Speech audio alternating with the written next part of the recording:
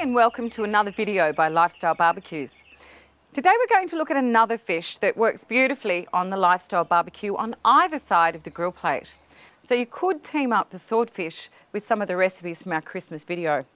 You could use the swordfish perhaps as an entree to go with the ham, or you could alternatively use it for a main course. Today I think we'll use the flat grill plate and we're going to make a lovely dressing. So the dressing today we're using is a fruit, but it's mainly focused on the citrus. So in there we've got pomegranate seeds, pomegranate juice. You don't need those. If you put them in, it enhances the sauce. At a minimum, you could do a beautiful orange, lemon, brown sugar, soy sauce glaze for the swordfish. This wok burner is fantastic. Now, we refer to it as a wok burner, but in fact, it's just an outdoor heating element that you can use side by side with your barbecue, so you're not running in and out to a kitchen if you're having to use a hot plate. We call it a wok burner because it is versatile. You can use it, of course, for a wok because it's a lovely gas element. If we're using a wok on here, it would distribute the heat beautifully to do a stir fry. But today we're going to use it for our sauce for our swordfish. To make this glaze, as I said, we have the citrus, the soy, bit of orange rind, lemon rind. Also going to add just a little bit of brown sugar. Now the reason I'm a great lover of brown sugar because for glazes, it just caramelizes the sauce and adds to the caramelization of the swordfish. The only thing we have to be a little bit mindful of is that it doesn't burn the fish. So the heating of the barbecue is extremely important. We're going to use swordfish, which is also a very firm cut of fish. So it will work very well on either side of the barbecuing plate. So today we're using a double grill and a double plate. So we can choose what we're going to do. So I've decided to show you how both sides will give you a different presentation with your swordfish. The barbecue has reduced in temperature to around 200 degrees Celsius. So we'll just pop the hood up. Now I've been marinating these swordfish steaks just in a little bit of oil and salt. So make sure you season your food really well before and after you cook it. I've added a little bit more oil so the steaks don't stick to the barbecue. So always put the oil on your food and on your produce and not on the barbecue. Otherwise you could end up with a flame. Now the swordfish is quite firm, but it's not going to take too long to cook. It's got a little bit more fat than say a tuna, not as much fat as a salmon.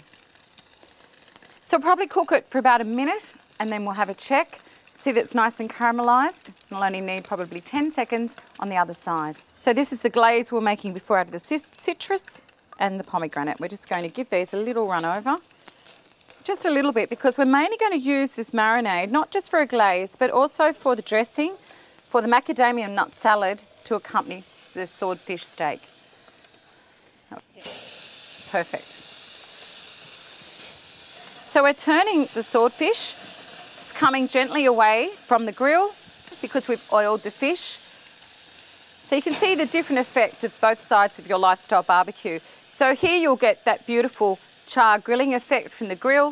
This side you don't. So a little bit more caramelisation on this side.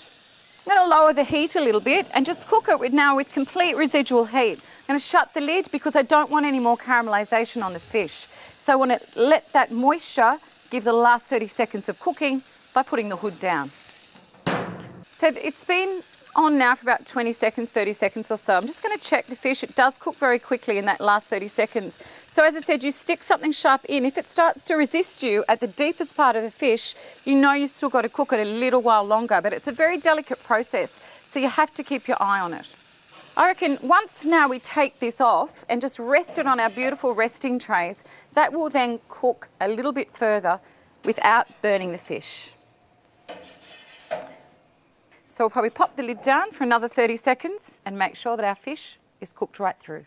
So here we have our two swordfish steaks cooked on different sides of the lifestyle barbecue. So here we have our char grilled with the lines. On the other plate, the flat stainless steel plate cooks beautifully, so it's such a high grade stainless steel, so you get that lovely caramelisation and it's cooked perfectly through. So we've presented one for you today just with a little bit of basil, some different varieties of tomatoes that you can get now in the supermarket, and some pesto. This is just a store-bought chunky dip.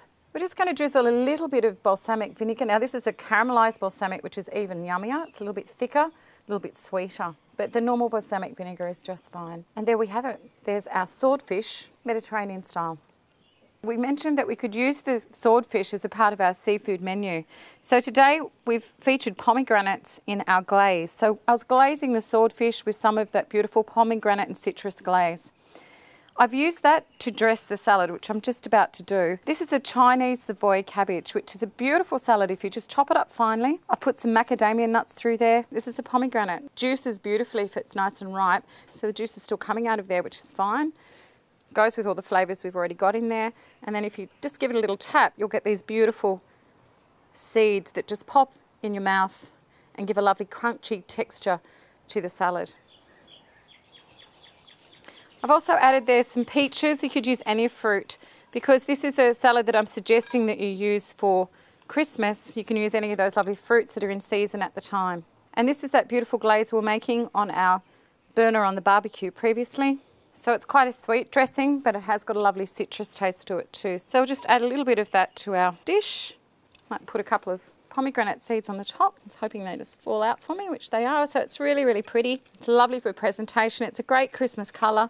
Don't be afraid to buy pomegranates and use them. They're a fantastic, versatile fruit. And there we have it. Our swordfish for Christmas with pomegranate dressing.